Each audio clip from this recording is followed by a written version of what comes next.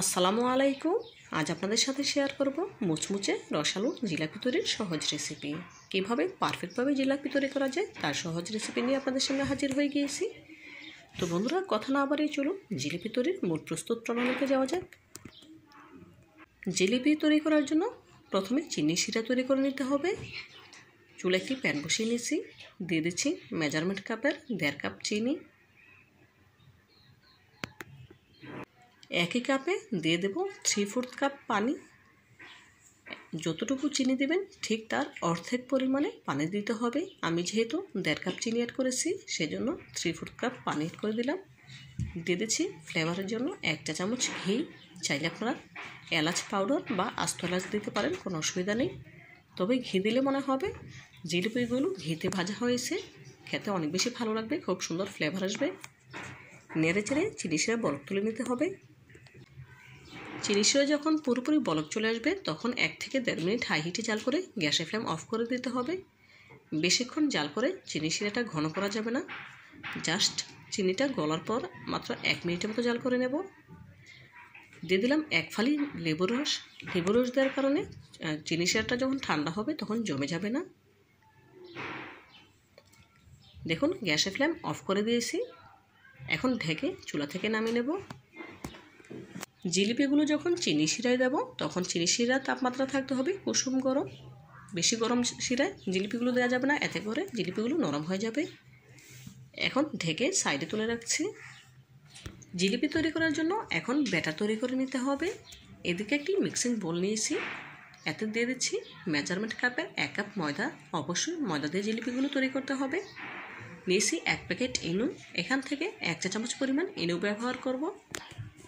ইনো দিলে আর baking powder অথবা baking soda ব্যবহার করতে হবে না, যেহেতু ইনোতে থাকে বেকিং পাউডার, বেকিং সোডা এবং সাইট্রিক অ্যাসিড। এখন নেড়েচেড়ে খুব ভালোভাবে মিশিয়ে নিচ্ছি। মিশিয়ে নেওয়া হয়ে গেলে এর সাথে অ্যাড করে দেব 1/2 টেবিল চামচ সয়াবিন তেল। চাইলে আপনারা ঘি দিতে পারেন, তবে আমি সয়াবিন তেল দিয়ে জিলিপিগুলো তৈরি করে নেব। এখন হাত দিয়ে খুব ভালোভাবে মেখে নিতে হবে। প্রথমে আমি হ্যান্ড উইক্স দিয়ে মেশানোর চেষ্টা করছিলাম, পরে দেখলাম না হ্যান্ড উইক্স দিয়ে খুব ভালোভাবে মেশানো যাচ্ছে না, সেজন্য আমি হাতে খুব ভালোভাবে ময়দার সাথে তেলটা মাখিয়ে নিচ্ছি। তেলটা যখন ময়দার সাথে খুব ভালোভাবে মেখে নেওয়া হয়ে যাবে তখন অল্প অল্প পানি দিয়ে মসৃণ ব্যাটার তৈরি করে নিতে হবে। দেখুন এই পর্যায়ে ময়দার সাথে তেলটা খুব ভালোভাবে মাখিয়ে নিয়েছি।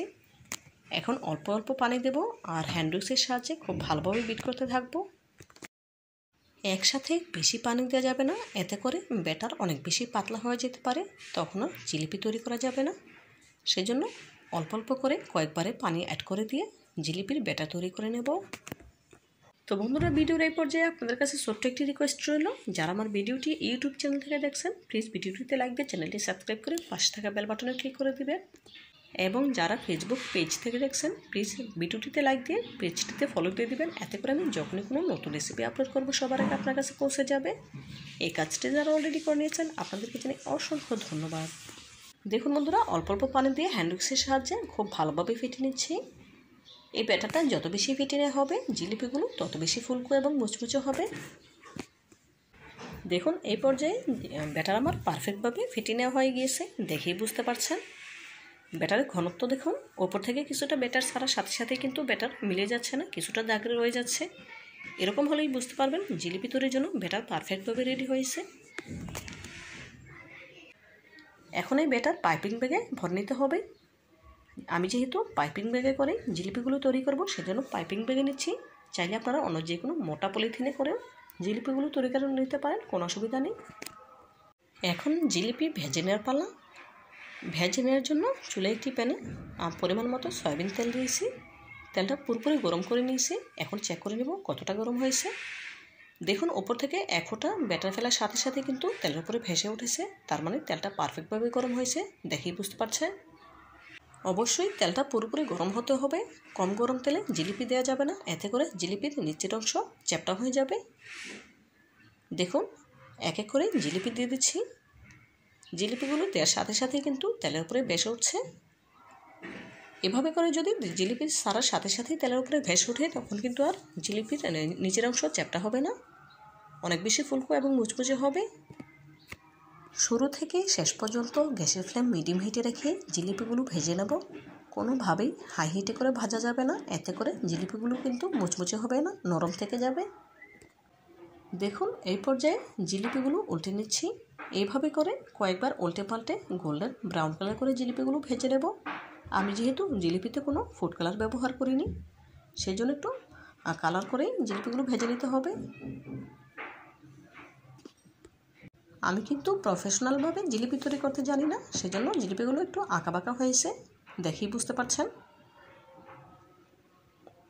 দেখুন কয়েকবার উল্টে পাল্টে নেওয়ার পর জিলিপিগুলো কিন্তু ভাজা হয়ে গিয়েছে। এখন স্ট্রেনারে তুলে তেলটা সেঁকে নিতে হবে। তেল ছড়িয়ে সাথে সাথেই চিনিটা দিয়ে দিতে হবে, ঠান্ডা করে দেওয়া যাবে না। 1 থেকে 1.5 মিনিটের মতো চিনিটা উল্টে পাল্টে নিতে হবে, এতে করে জিলিপিগুলো রসে টইটুম্বর হয়ে যাবে। দেখুন উল্টে পাল্টে জিলিপিতে সিরাটা লাগিয়ে নিচ্ছি।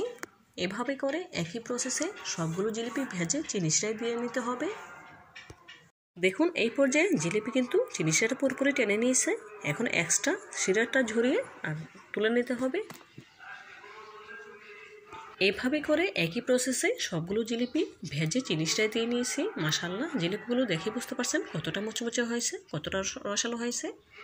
তো বন্ধুরা, আমার রেসিপিটি যদি আপনাদের একটু হলেও ভালো লেগে থাকে, আপনার বাসায় একবার হলেও ট্রাই করবেন। আজকের মতো বিদায় নিচ্ছি, দেখা হবে নতুন কোনো রেসিপিতে। ভালো থাকবেন সবাই, আল্লাহ হাফেজ।